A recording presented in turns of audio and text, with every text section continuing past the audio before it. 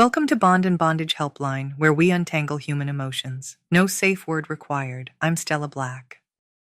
Hit the like and subscribe buttons for your weekly glimpse behind the curtain of human behavior. It's morning, and my neighbor's cat is already winning. She sits on the windowsill in the loose but calculated posture of someone who has mastered both comfort and dominance. Her tail makes a slow, metronomic flick, and she surveys the street with the detached interest of a monarch reviewing the peasants. I, on the other hand, am hunched over my phone, attempting to cram an entire day's worth of emotional readiness into the space of my first espresso.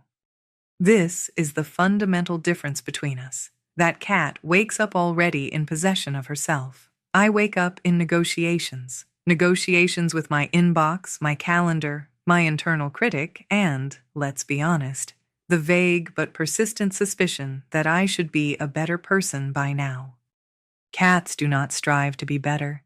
They do not wake up and think, "This is the year I'll finally get into shape, stop doom scrolling, and work on my attachment issues." They simply stretch, blink, and get on with the ancient feline business of existing. Years ago, a friend in behavioral neuroscience told me something that lodged itself in my mind like a splinter. Cats don't ruminate, they literally can't. They lack the prefrontal drama machine that humans drag around like a badly coded app. I believe him. I've seen that cat knock over an expensive glass vase, lock eyes with the owner, and then, without a flicker of remorse, settle down for a nap as though she had just solved a complex moral dilemma. Compare that to the average human who can spend hours replaying a 2-second social blunder in 4K resolution, often with director's commentary. The psychological term for what cats do so effortlessly is self-possession. In humans, it's rare enough to be confused with arrogance. In cats, it's baseline functioning. They inhabit their bodies without shame, their desires without apology. Meanwhile, most of my clients, high-functioning, gainfully employed, allegedly self-aware, struggle daily with the existential equivalent of trying to walk in shoes that are half a size too small. Humans are compulsive negotiators with reality. You want rest, but you think you should work. You want solitude, but you tell yourself you should socialize. Your mind is a bad roommate who keeps leaving passive-aggressive notes on the fridge. Cats? They want the sunny spot on the couch, and so they take it. They don't check if you had plans for that blanket. They don't ask permission from their inner critic. They don't have an inner critic. And that's the other thing. Cats have been spared the evolutionary tragedy of chronic self-evaluation. Somewhere between the development of opposable thumbs and LinkedIn endorsements, humans evolved a mental parasite, a prefrontal cortex so oversized it spends half its time making up problems for itself to solve. We ruminate, we rehearse, we retroactively edit our own past as though it's a badly written novel. Cats, by contrast, are firmly anchored in the present tense. They have no concept of, "I should have handled that differently." Their entire operating system is, "This happened, now what?" I remember telling a patient, someone deep in the swamp of post-breakup analysis, that she could learn from her cat. "Notice how he doesn't replay the time he missed the jump to the windowsill," I said. She laughed, thinking it was a joke, but I wasn't joking. Her cat recovered from that social humiliation in 2 seconds, and she was still on week 5 of asking herself whether she'd ruined the relationship by sending the wrong text 3 months ago. The irony is that humans invented therapy, meditation, mindfulness, whole industries designed to drag us closer to the default feline setting. We pay to be told to breathe. We download apps that teach us how to notice our surroundings. Cats were born breathing and noticing, and they didn't need a subscription model to do it. The ambition gap between humans and cats deserves its own diagnostic manual entry. Humans are a species addicted to progress. We worship at the altar of better. Better jobs, better bodies, better partners, better morning routines that start at 5 a.m., with something involving lemon water and vague suffering. We track our steps, our calories, our productivity metrics. The number of people I've met who have a sleep goal on their watch is astonishing. Sleep, once the cheapest, most abundant pleasure known to man, has been colonized by optimization culture. Cats have never once asked themselves if they're making the most of their day. They're too busy making the most of the moment. That sunny patch on the floor, that's the day's agenda. The lap that just became available, that's a meeting worth attending. Humans, meanwhile, will sit in a sunbeam and feel vaguely guilty about it. You could be answering emails. You could be using your time productively. You could be becoming the kind of person who doesn't just sit in a sunbeam. One of my colleagues once described ambition as the acceptable face of anxiety. She's right. Most of us don't pursue goals out of pure joy. We pursue them because we're afraid of what happens if we don't. Fear of irrelevance, fear of stagnation, fear that someone else will post a shinier version of our life before we can. A cat's lack of ambition isn't laziness, it's emotional clarity. They don't tie their self-worth to their output.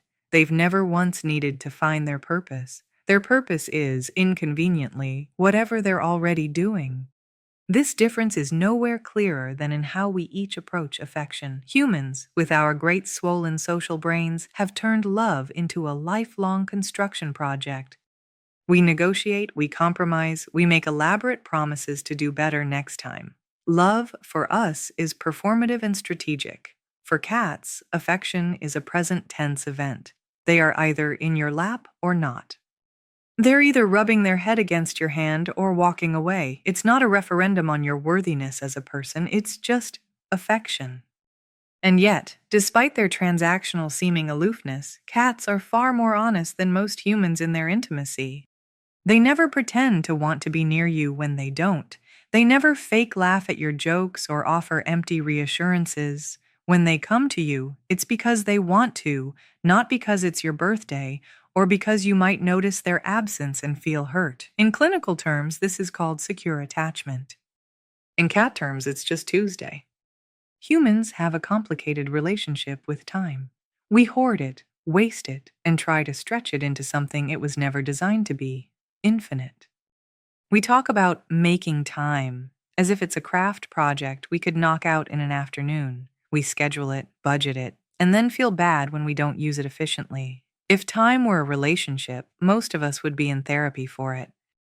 Cats, on the other hand, live as though time is simply the medium they swim through, neither scarce nor abundant, just present. They do not mourn yesterday or prepare for tomorrow. They don't dread birthdays or read articles about the optimal morning routine. They have no concept of middle age, let alone a midlife crisis. They wake, stretch, eat, nap, and repeat until one day they don't. It's tempting to call this ignorance, but I suspect it's something closer to mastery. In clinical practice, we talk a lot about temporal myopia, the inability to see beyond the immediate moment. For humans, it's often maladaptive. For cats, it's a superpower. They are not weighed down by the awareness that their days are numbered, which frees them from the frantic urge to make each one count.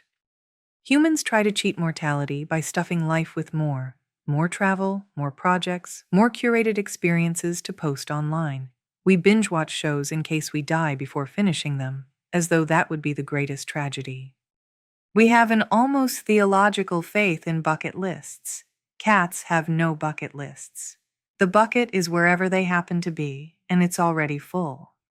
I once had a client who was obsessed with not wasting time. He timed his showers, ate lunch at his desk, and listened to self-improvement podcasts while brushing his teeth. When I asked him how he felt after a day like that, he said, "Exhausted, but at least I didn't waste a minute."